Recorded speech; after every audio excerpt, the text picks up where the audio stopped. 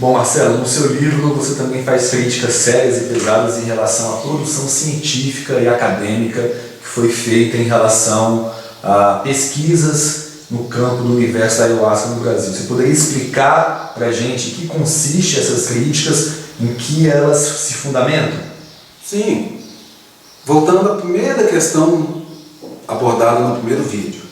Comecei a pesquisa porque não existia um trabalho que concatenasse a historicidade da ayahuasca no Brasil. Não existia. E as fontes existentes, muitas se apresentam como neutras, imparciais. Elas mostram uma versão da história que a maioria das pessoas acreditam ser a verdadeira. Trabalham, inclusive, com o conceito de verdade e pureza daquilo que é narrado ali. Eu, como todos os outros estudantes, fomos aquelas fontes que ainda existiam. Agora, no decorrer da minha jornada, inclusive fazendo as pesquisas de campo, convivendo com a realidade empírica lá dos seringais, das chamadas linhas raízes, confrontando versões, eu me deparei com verdadeiras aberrações que são referendadas por pesquisadores que têm um nome dentro da academia. Então eu vi que seria necessário percorrer um caminho fora das instituições acadêmicas, até pelo tempo que seria necessário. Olha, eu já tinha 5 anos de pesquisa quando eu me deparei que o próprio nome e a data de nascimento do mestre Irineu estavam equivocadas.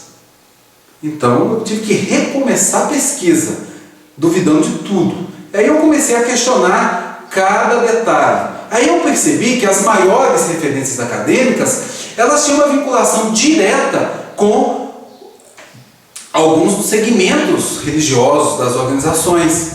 Bom, até aí tudo bem, mas aí eu percebi que a construção dessa elaboração acadêmica, ela estava contaminada pelos interesses desses grupos, inclusive pelo próprio narcotráfico. Um exemplo simples, a pesquisadora, a doutora Beatriz Labate, ela é considerada uma das maiores referências da ayahuasca no Brasil e no mundo.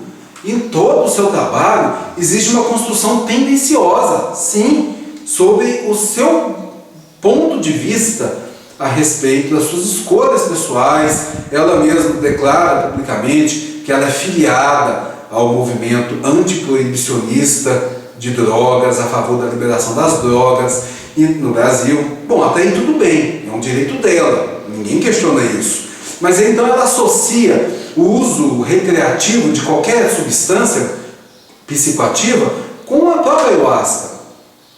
E a construção do passado ali é elaborada referendando aquela mesma visão implantada pelo Padre Sebastião, que era o sucessor do mestre Irineu, deixando até mesmo de forma indireta a intervenção de que o mestre Irineu havia iniciado o Sebastião e que o próprio mestre Irineu teria feito uso da maconha, a jamba, na sua juventude no Maranhão, a partir da origem afro-brasileira, afrodescendente, da Casa do Tambor de Minas, inclusive citando, junto com pesquisadores que a acompanham, que o Estatuto do Mestre Irineu, onde ele proíbe efetivamente o uso da cannabis sativa, a marihuana, a maconha, dentro ou fora dos rituais,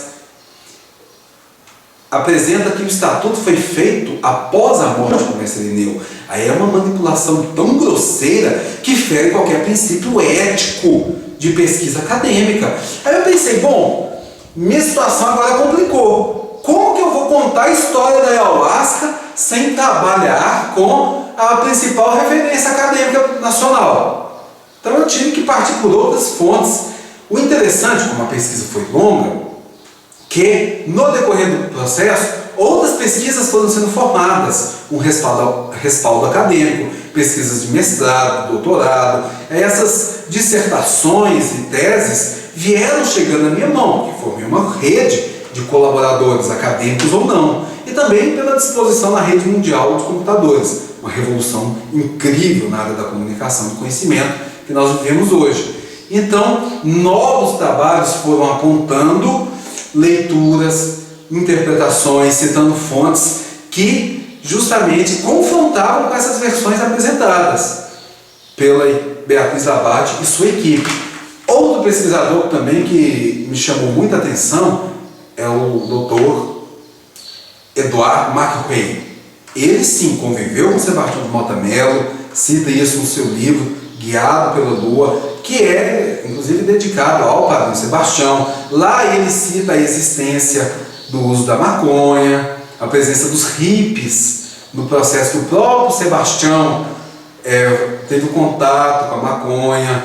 E aí, a partir daí, o McRae também vai passar a exercer uma certa influência dentro dos órgãos públicos do governo federal, como a Beatriz Labate, através do Ministério da Cultura, do próprio CONAD.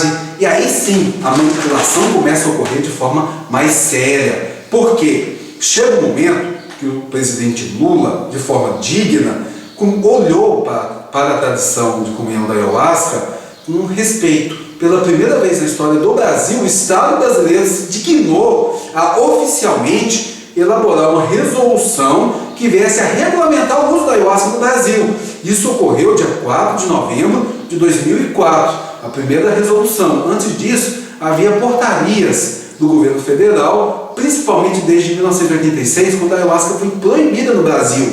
E não foi proibida à toa, foi proibida devido já ao rastro criminoso deixado pelo narcotráfico dentro do uso da ayahuasca e problemas de saúde mental de muitos adeptos, seguidores dessas tradições, inclusive do aumento vegetal. Houve uma investigação na época pelas autoridades, a ayahuasca foi proibida em 86 e voltou depois a ser liberada, mas de forma fechada, para os grupos já existentes e também sem autorização que novas pessoas fossem iniciadas, para pessoas maiores de idade. Então veio tendo um processo institucional de regulamentação, até que o presidente Lula regulamentou através dessa resolução e determinou que fosse constituído um grupo multidisciplinar de trabalho, unindo representantes das organizações ayahuasqueiras e profissionais técnicos, científicos, juristas, para elaborar um estudo e uma outra resolução. Isso em novembro de 2004. Até que, em 2006, em março de 2006, houve o Seminário Nacional da Ayahuasca na cidade de Rio Branco, no Acre. Nessa ocasião, que deveria e poderia ser a maior oportunidade da história da ayahuasca no Brasil, de organizar um fórum decente, que pudesse trazer uma lei, não só uma resolução, mas uma lei aprovada no Congresso Nacional e sancionada pela Presidência da República, essa oportunidade foi desprezada, jogada numa lata de lixo. E aí, nessa ocasião, citamos os dois pesquisadores, Eduardo McRae e Beatriz Labate, como consultores do Ministério da Cultura, consultores do CONAD, para a organização dos seminários. Daí, antropólogos reconhecidos dentro da academia deveriam defender como um preceito ético a diversidade cultural e a liberdade de expressão, já estabelecendo critérios de participação do seminário que excluíram na raiz os mais antigos herdeiros da comunhão da ayahuasca, como os povos indígenas. Aí é uma contradição que não tem lógica, não tem nexo, a não ser pelo viés de manipulação, agora não só do conhecimento científico, mas como da própria institucionalização. Como se faz o Seminário Nacional da Ayahuasca sem o representante das tradições indígenas? Isso causa indignação, faz meu sangue ferver como ser humano, e eu não vou, nem agora nem nunca, ser cúmplice omisso a uma aberração como essa. Bom, não para aí. Os critérios começaram a favorecer, então, as organizações que já tinham um acordo de cavaleiros ou damas para manutenção do status quo da ayahuasca, que envolvia o monopólio da bebida e o monopólio do comércio, onde um grupo não atacava o outro e um fazia vistas grossas aos crimes existentes. Porque o narcotráfico não é o único crime que assombra a comunhão da ayahuasca hoje no Brasil. Podemos abordar outros, como abordo no livro, coisas que ferem a dignidade da pessoa humana.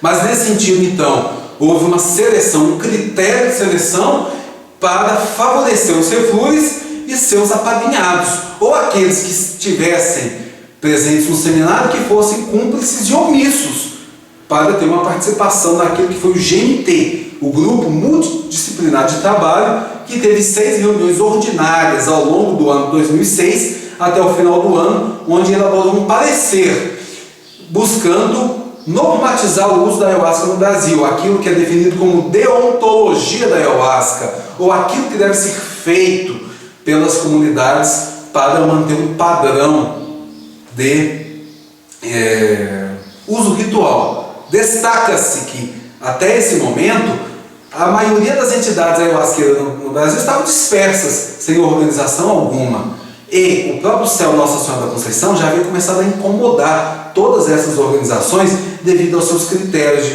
participação, a sua formalidade perante o Estado brasileiro, a sua conduta deontológica, onde os próprios dirigentes de um ritual não comum a ayahuasca no dia, e todo o critério de participação a partir da identificação dos participantes, do preenchimento de cadastros, o combate ao crime, do narcotráfico, do comércio, da ayahuasca. Então, esse processo que envolve a participação dos intelectuais realmente é uma vergonha escabrosa para o conhecimento. E eu busquei, então, através de outros recursos, de outras fontes, escrever uma história sem precisar depender da manipulação existente por esses senhores e essas senhoras e os seus apadrinhados. Deu um trabalho muito grande. Mas aí o amigo leitor pode me questionar. Mas, bom, e o seu princípio ético na sua pesquisa? Como que você consegue administrar uma batalha como essa e a escrita da história? Bom, o livro tem 3 partes. Cada momento segue o seu curso. Há um tempo para tudo, não só na minha escrita, mas como em toda a realidade. Durante a citação da travessia da ayahuasca, a formação das linhas raízes, nos capítulos 4, 5 e 6, essa história é contada com a história pessoal do mestre Irineu, do Frei Daniel e do mestre Gabriel, de forma autônoma e independente. Já nos capítulos 7, 8 e 9, esse debate é apresentado. Olha, se eu pudesse contar a história da ayahuasca do Brasil sem ter que citar narcotráfico, prostituição infantil, como também nós descobrimos, e eu posso muito bem abordar isso aqui, ainda nessa entrevista, seria para mim uma honra e um prazer falar do mundo onírico existente pelas tradições sagradas, pelas visões que a ayahuasca promove, a consciência onírica, o despertar da consciência, a ligação com os planos considerados sobrenaturais ou suprassensíveis. Seria para mim fenomenal, mas cumprindo justamente a ética e o compromisso pela busca da verdade, pelo menos a verdade construída em cada contexto histórico, eu tive que abordar. E novamente eu me apresento aqui, de peito aberto, de cara limpa, a toda a sociedade, inclusive para as autoridades. Tudo que eu estou dizendo aqui, eu comprovo perante qualquer juiz do Brasil ou de fora do país também. Então, realmente, nós temos que recomeçar do zero, até dentro da academia. Temos que rever tudo, debater, estudar e eliminar todas essas manipulações que infelizmente causam uma distorção, um equívoco enorme em todo o campo de conhecimento da história, da antropologia e das ciências humanas. Marcelo, ainda nessa linha da pesquisa científica, você chega a chamar a Beatriz Labate de criminosa. Esse crime estaria adstrito à deturpação científica, ao viés que ela colocou na sua pesquisa, ou teria alguma outra coisa? Não. Calma lá. Mesmo eu tendo essa compreensão, eu defendo até a última gota de sangue do meu corpo, que ela tem o direito de expor o ponto de vista dela. Eu sou herdeiro do espírito gregário e iluminista, né? Essa é a minha visão de mundo, é a diversidade cultural da renascença, do renascimento. Não é porque uma pessoa tem um ponto de vista diferente do meu que eu quero que ela seja exterminada. Eu quero justamente que o conhecimento possa crescer com isso. O crime que ela cometeu é outro. E aí a fonte citada é o presidente hoje da tradição da Barquinha, do Centro de Culto e Oração Casa de Jesus Fonte de Luz, o senhor Francisco Hipólito de Araújo Neto, através do blog do jornalista Altino Machado, tive conhecimento, está publicado no livro uma carta que ele apresentou no ano de 2006 às comunidades ayahuasqueiras, um pouco antes do Seminário Nacional da Ayahuasca, ocasião em que a doutora Beatriz Labate, como consultora do Ministério da Cultura, chantageia e ameaça o senhor Francisco Hipólito a partir da sua condição de parecerista do Ministério da Cultura para um pedido de financiamento que a Barquinha fez para a organização de uma casa de memória do Frei Daniel. A ocasião foi o seguinte: ela já havia abordado o senhor Francisco até mesmo com pedido de compra da ayahuasca. O senhor Francisco Hipólito cita que, antes dessa ameaça ocorrer, recebeu da Beatriz Labate o próprio pedido de compra da bebida. Segundo o depoente, ela disse que, já que teria que pagar para alguém para ter a ayahuasca, já que ela tem um instituto chamado Alto das Estrelas, ela poderia pagar para ele, e ofereceu por telefone uma certa quantia para adquirir o sacramento. Ele rejeitou totalmente essa abordagem, mas posteriormente ela esteve presente lá na sede da Barquinha, acompanhada de uma equipe da Rede Globo de televisão, ocasião em que um programa fantástico, transmitido no domingo à noite, fez uma série de reportagens sobre tradições espirituais. O nome da reportagem era Êxtase, e abordou a ayahuasca. Isso está presente na Rede Mundial de Computadores, fazendo a citação no nosso site, em nosso livro também. O diretor André Peteri, junto a Beatriz Labate, tinha o interesse de filmar as dependências da Barquinha, inclusive o túmulo dos fundadores, os documentos históricos, entrevistar o senhor Francisco, e ele rejeitou por completo, devido já a essa conduta que ela tinha apresentado e por outros motivos dos princípios espirituais da organização. Falou que em nenhum momento uma reportagem à Rede Globo iria trazer grandeza ou crescimento à tradição espiritual deixada por eles. Durante esse processo, a doutora Beatriz Labate fez citação que era parecerista do pedido de financiamento dele. No primeiro momento, ele não entendeu o que estava ocorrendo, mas ela reafirmou aquilo e viu que ela estava justamente chantageando. O nome desse crime é concussão. Ela, sendo representante de um órgão público, no caso, o Ministério da Cultura, faz uso de sua condição para obter proveito próprio, de forma mesquinha até. Ele manteve-se digno e honrado com o compromisso de sua missão e pediu que os dois, junto com a sua equipe, se retirassem do local. Então, isso é um crime. Nós citamos a qualificação disso no Código Penal Brasileiro, de acordo com a reportagem de Altino Machado. Na época, isso foi encaminhado ao Ministério Público Federal. Não por acaso, posteriormente, Beatriz Labate ela acaba sofrendo uma exclusão do CONAD, de acordo com o depoimento do próprio general Uchoa, em uma audiência que nós tivemos com ele. Temos inúmeras testemunhas desse fato. Então esse que é o crime que nós temos registrado, não o debate acadêmico, isso não, mas uma conduta que realmente merece ainda ser investigada, já que o crime não prescreveu. Apenas para esclarecer, ela chegou a exigir algum tipo de vantagem, alguma paga em dinheiro, alguma coisa assim, para poder dar um parecer favorável em relação à Barquinha? Olha, o depoente cita que o que ela desejava, junto com o André Petri, era a autorização para filmagem do local. Então, no contexto citado pelo depoente, o parecer favorável poderia estar vinculado com a autorização para a filmagem. Isso é o que o depoente relata e está presente no nosso livro.